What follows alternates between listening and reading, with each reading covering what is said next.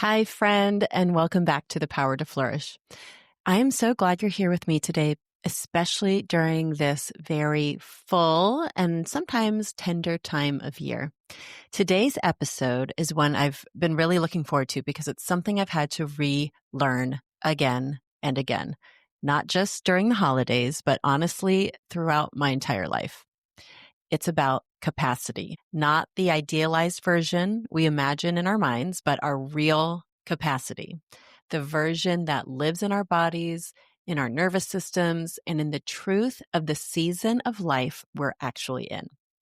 And there's one mindset shift that changes absolutely everything about how we move through busy or emotionally charged seasons, like the holidays. And I'm going to share it with you today. So let's take a breath and dive in. Welcome to the Power to Flourish podcast, where science meets the art of a beautiful life. I'm Dr. Andrea Line, positive psychologist, giftedness expert and coach, and modern-day spiritual godmother to brilliant, deep-feeling women. This isn't just another self-help podcast. It's a sanctuary, a sacred space to come back to yourself. Each week, we'll explore the emotional experience of gifted, sensitive women and what it means to live a life that feels as beautiful as it may look. Because flourishing isn't a luxury, it's your birthright, and your life is waiting. This is the Power to Flourish podcast. If you're here, I already know something about you. You are a capable woman. You're someone people lean on probably, and they have for as long as you can remember. You process things quickly, you anticipate needs before they're spoken, and you can handle things that other people might find overwhelming or complicated. And because of that, you've probably gotten used to operating above your actual capacity for years. Or maybe if you're listening to this right now, you might think, I don't actually know what my actual capacity is.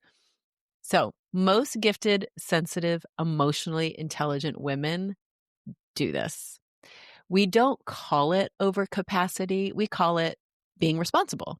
We're being helpful. We're being reliable, and we are being the one who gets it done. Can you relate? But here's the thing.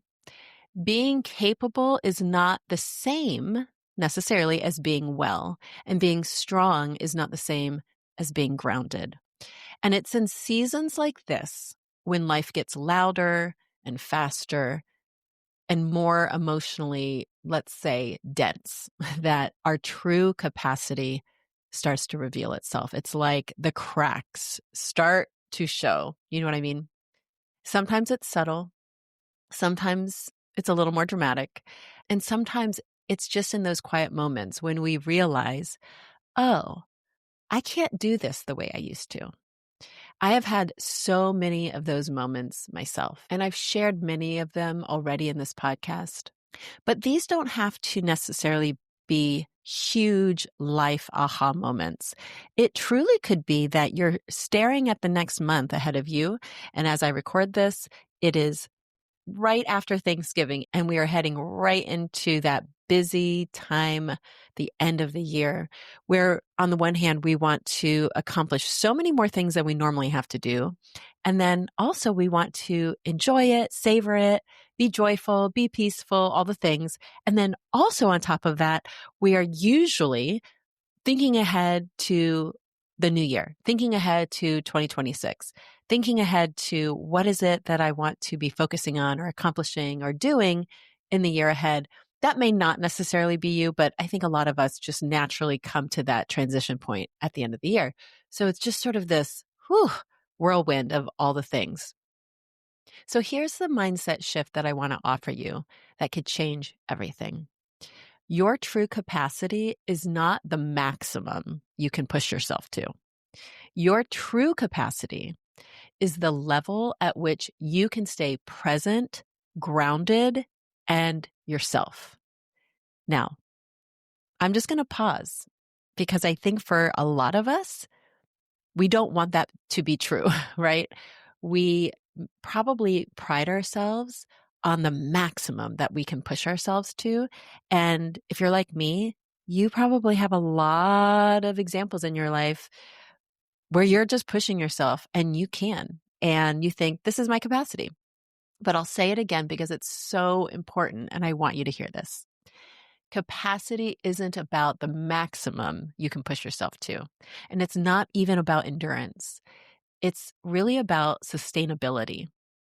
So we were taught to measure capacity by performance, which makes sense, right? It's like, how much can we juggle? How much can we tolerate? How much can we produce? How much can we carry before something begins to crack?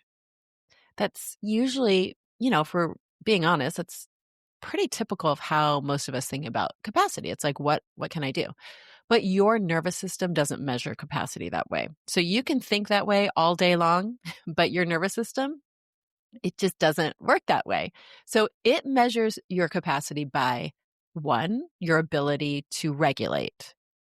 2, your ability to feel connected. 3, your ability to think clearly. 4, your ability to be kind to yourself. And lastly, your ability to remain emotionally present, not reactive or shut down. Let me say those again. Your nervous system measures capacity by your ability to regulate, feel connected, think clearly, be kind to yourself, and remain emotionally present, not reactive. Your nervous system knows your capacity long before your mind ever acknowledges it. Now, if you're wondering why this is so hard to grasp and actually execute in life, you're not alone.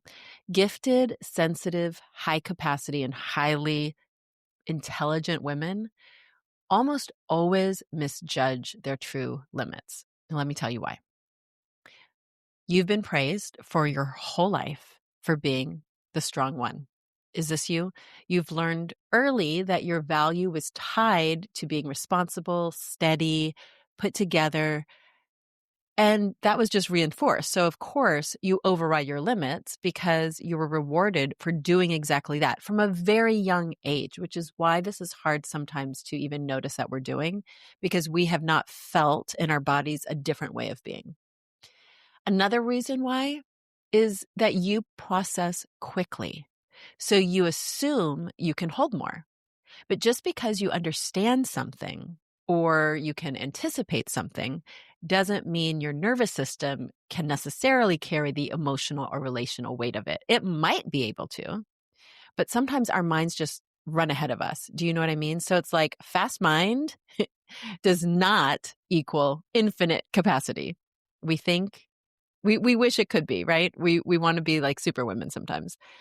Another reason why is you feel responsible for everyone else's emotional experience. Now, you might hear that and say, I don't feel that way. I don't feel that way. But I would encourage you to just observe some of your relationships. This is especially common during family gatherings or seasonal events because you are more typically around people who have been close to your whole life. Or maybe you don't even feel that close to them now, but they played a significant role in your life when you were younger, when these dynamics were forming. So if you're a gifted, empathic woman, you are oftentimes the emotional thermostat of the room. Do you feel that? And that alone drains capacity more than most people realize.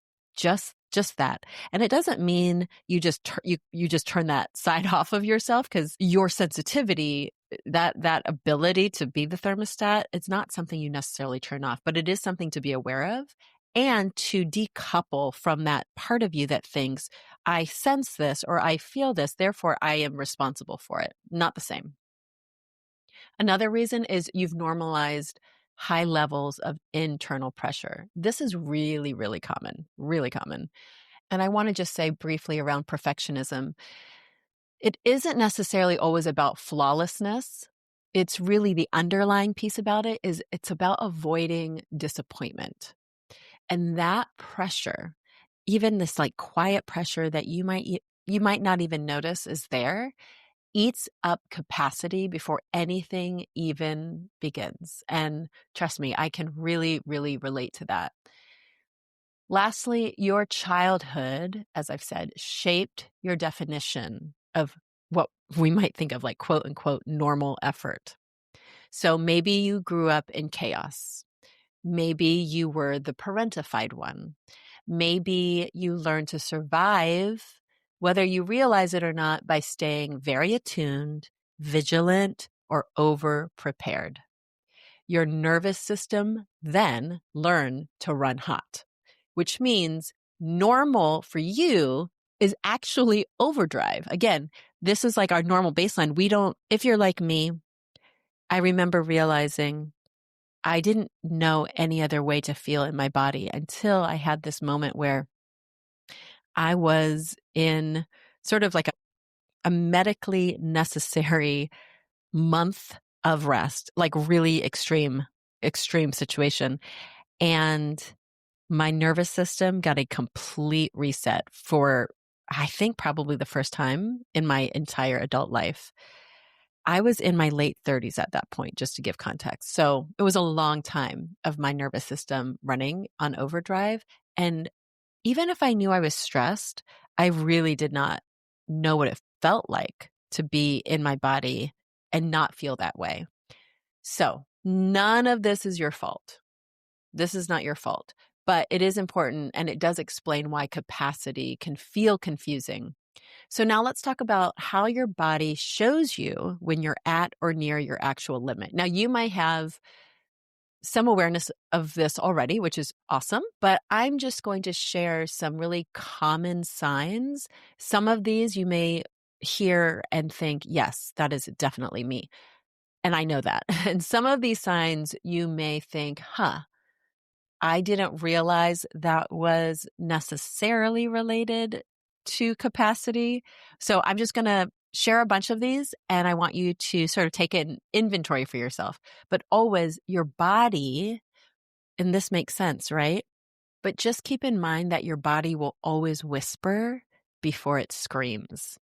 And unfortunately, I'm not proud to say this at all, but I've had plenty of times in my life where my body started screaming, and it was screaming because I wasn't listening to the whisper. So I really want to encourage you to start listening and understanding and being so connected to your body that you hear that whisper. So it never has to get to the screaming part, because trust me, you don't want to get to that point. It's never a good sign. So here are some of the signs. You're becoming irritable or reactive over small things.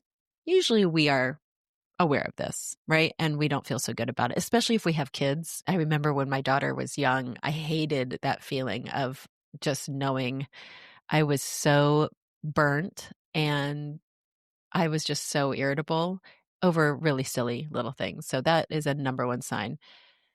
Everything feels louder. Everything feels like it's screaming at you. Your thoughts feel scattered or harder to organize. You lose your ability to transition smoothly, or maybe it just feels like you can never transition smoothly. You start micromanaging or over controlling, or getting really stressed out if things aren't going your way, basically. You feel crispy around the edges. Just another way to describe that, like irritability. You just like, we all know what this feels like. It's just not good. Or maybe you're zoned out, you're numb, or you just feel like completely disconnected. Maybe you feel tension in your chest, jaw, your shoulders, and your back, your upper back. That's usually where I hold my tension. And oftentimes you can't hear your intuition as clearly. And when I hear women speak to me about that, and I know again from my own experience, when you feel like you're not hearing clearly, that can often be a sign that your capacity is being maxed out. So again, these are not failures at all. Don't think of them that way. That's not why I'm sharing them. It's just, these are some of the signals, and it's really important to be aware of them because it's your nervous system saying, hey, something needs to shift, right? Like, this is how we are wired. It's so beautiful to kind of help us like pump the brakes. And we honor those signals by listening earlier and responding with love to ourselves and not waiting. We're not delaying. We're not in denial. We're like, we see it. I know for myself now, at least when I get to that point, actually just this week, I had 2 nights in a row. Here's a great example. 2 nights in a row this past week. And I did not get enough sleep. I stayed up later doing things that I wanted to do. One night I was staying up late, talking with a girlfriend and having a fabulous time. But you know what? The next day I could tell I did not have the same capacity. And I was frustrated with myself because I mean, I made my choice, but it's good to to notice these things. And I told myself that day, I just need to go to bed a lot earlier, take good care of myself like I was a little kid. I mean, truly, like put myself to bed, have a nice warm cup of tea. Okay, so now let's talk about something very practical. This is just a simple way to check your capacity before you say yes. And this is important anytime, but I'm sharing this episode again, beginning of sort of the holiday season here, December. And there's so many more things we often feel like we're being asked to do, even fun things, right?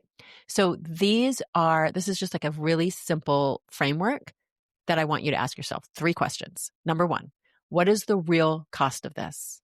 It's not just time, not just finances, but emotional labor, sensory load, logistical demands, energy expenditure. Think of the real cost. Number 2, who am I trying to be by saying yes? If you feel pulled to say yes, and there's nothing wrong with saying yes, but you need to be really honest about why you're saying yes. So who am I trying to be by saying yes? Am I trying to be the strong one, the flexible one, the one who doesn't disappoint anyone, the capable one who can handle anything, the kind one, right? Who am I trying to be? And again, there's not anything necessarily wrong with the answer, but it's very important to be aware. And the third question is this: what is the most loving choice for the season I'm in? And by season, I don't necessarily mean, it's winter or it's Christmas time or whatever, although that could be part of it. It's like, what is the season you're in? Do you have small little babies at home that need a lot of your attention? Are you going through a lot of conflict with someone close to you in your family, maybe even in your household? What is the most loving choice for the season I'm in? Loving to your body, loving to your mind, loving to your nervous system, loving to your future self, even if your future self is like the self of you tomorrow. like my example of staying up too late. Like, what's the most loving choice for where I'm at right now? These questions alone have saved me from entire cycles of overwhelm. The more I can be aware and really pause before I say yes and ask these questions to myself. And when you ask these 3 questions regularly and you just get into the habit and routine, something beautiful happens. You stop living from pressure. You start living from truth and alignment. And your season, whatever season you may be in right now, becomes less about performance and more about your presence. And ironically, you end up creating far more beauty and connection than if you try to do it all. So as we move through the next weeks, I want you to hold this gently. Your capacity is an act of truth telling. It's not a limitation. Think of it more as an orientation. And honoring your capacity is not weakness. And I think some of us really, really struggle with feeling weak. And because that could look like needing to lay down in the middle of the day. I definitely have struggled with that, feeling weak, like there's something really wrong with me if I do that. Some of us might not struggle with that exact thing, but in our whatever way it is, where you feel like if you say no, if you pull back, if you honor your actual capacity, you feel kind of, bad or weak or so. You just feel, it doesn't feel good. But honoring your capacity really is wisdom, right? It's your body's way of inviting you back into alignment with the life you are actually living, not this imagined one, not this idealized version, the one you think you should be able to manage. And friend, you deserve a season and a life where you can inhabit every day with presence, spaciousness, and grace. So I hope that this little episode gives you something to think about as you go about your plans, your days, your weeks, and this upcoming season. And before we close today, I just wanted to share really quickly something I'm so genuinely excited about. So I did a live workshop for the holidays. It's called The Gift of Rest. And now I've made it available on demand so you can watch it anytime. You can listen to it while you go for a walk. You can listen to it while you're driving. It walks you step by step through how to create really practically more calm, grounding, and emotional clarity during the holiday season, particularly. Although, like I said, these principles, you can use this process any time of the year. But I have designed it with the thought of the holiday season being just a little bit more taxing for a lot of us. It's really practical, it's gentle, and it's rooted in a lot of what we've talked about today, especially your capacity and your nervous system cares. When I created the Gift of Rest workshop, I didn't just record and upload the teaching, but I built an entire experience. So along with the replay, you will receive a beautifully designed workbook that guides you through every little step that I take you through, every part that I talked about today and in that workshop, and actually help you apply it into your real life, your real schedule, your real calendar, your real nervous system. It's great. It's so practical. And this year, this is a part I'm really excited about. If you nerd out about things like this, I've added something brand new, and it's only going to be, this bonus is only available through January 15th because sort of new, and I'll probably evolve and tweak it for a future season, but it's a custom GPT built specifically to go along with this workshop. It's called the Gift of Rest Guide, and it's available exclusively through the workshop. It's like having a gentle coach, like a little Dr. Andrea in your pocket, helping you check in with your capacity, plan your week, plan your whole month really with more spaciousness, and stay grounded throughout the holiday season. So it is a great complement to the workshop and the workbook. Some of you may really love that because it's interactive. Some of you are like, I don't want to have anything to do with the GPT. That's totally fine. There's a link when you get the workshop. It's in there along with the workbook that is a PDF. You can download it and all the things. So, but just remember that bonus, the GPT, is only going to be available through January 15th, sort of like just get you through the holiday season. So if you want to use it throughout the season, now's the perfect time to grab it. You will be able to find the link in the show notes. I think you're going to love it. And as always, I'm so grateful you're here. I hope that this episode brought you a little more clarity, a little more kindness toward yourself today, and a deeper sense of permission to honor what's real for you. I'll see you next week. Until then, keep flourishing. Thank you for listening to the Power to Flourish podcast. I hope today's conversation left you feeling more seen, more supported, and more deeply connected to yourself. And if this episode resonated, would you take a moment to subscribe, leave a review, or share it with a friend? It's one of the best ways to help this work reach the women who need it most. You'll find show notes, links, and resources from today's episode at powertoflourish.com. And now just a quick reminder, this podcast is for educational and informational purposes only. It's not therapy, medical advice, or a substitute for professional support. And listening doesn't make me your therapist or doctor, though if you're looking for a coach, you know where to find me. All right, beautiful one, that's it for now. Until next time, trust yourself, honor your gifts, and keep flourishing.